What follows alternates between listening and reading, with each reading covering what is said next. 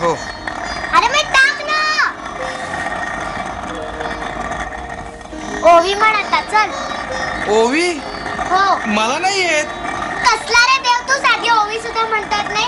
म्हण माझ्या मागे. पहिली माझी ओवी. अरे म्हण. मारीनेस. बस खाली. मी हात घालू याच्यात? हो. मारू का?